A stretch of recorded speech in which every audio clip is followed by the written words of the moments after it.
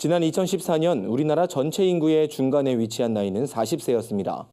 하지만 저출산 고령화 속도가 빨라지면서 이 중간 연령대가 금방 변화할 거란 예측이 나오는데요. 전문가들은 보다 근본적인 대책 마련이 시급하다고 입을 모았습니다. 오현근 기자가 전해드립니다. 최근 통계청에서 발표한 장래인구 특별추계 자료입니다. 장래인구 추계는 5년 주기로 작성되고 있어 다음 발표는 2021년으로 예정됐지만 최근 초저출산 상황을 반영해 통계청은 특별추계를 공표했습니다. 가장 두드러진 내용은 끊임없이 제기돼 왔던 저출산과 고령화 문제입니다. 이 현상은 갈수록 심화돼 오는 2028년 우리나라 총인구가 5,194만 명을 정점으로 감소세로 돌아서게 됩니다. 29년도 이후로부터는 인구 전체 규모가 지속적으로 감소하게 될 것이고, 감소하면서 인구 구조는 더 고령 인구 비중이 계속 늘어나는 그런 구조로 변하게 되기 때문에 부양비랄지 이제 연금 문제나 이런 것들이 좀 심각해질 수도 있고. 특히 주목할 부분은 중위 연령입니다. 전체 인구를 연령 순서대로 나열했을 때 가장 한가운데 있는 사람의 나이를 중위 연령이라고 하는데 오는 2056년엔 60세가 될 것으로 전망됐습니다.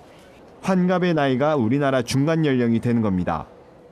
이런 중위 연령은 1976년에 20세, 1997년에 30세, 2014년에 40세에 도달하면서 주기가 빨라지는 양상을 보였습니다.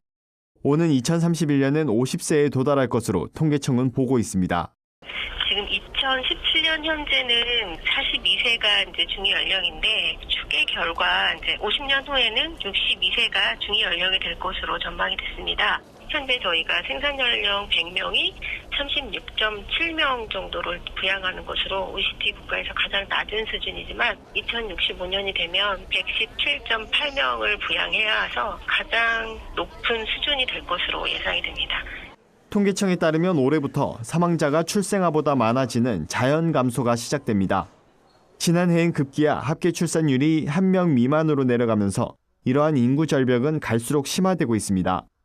정부는 저출산 대책으로 출산 양육비 지원과 근로, 취업 등 다양한 방법을 모색하고 있지만 그 영향은 전반적으로 미미하다는 분위기입니다.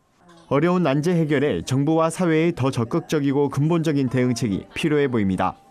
구티비 뉴스 오현근입니다.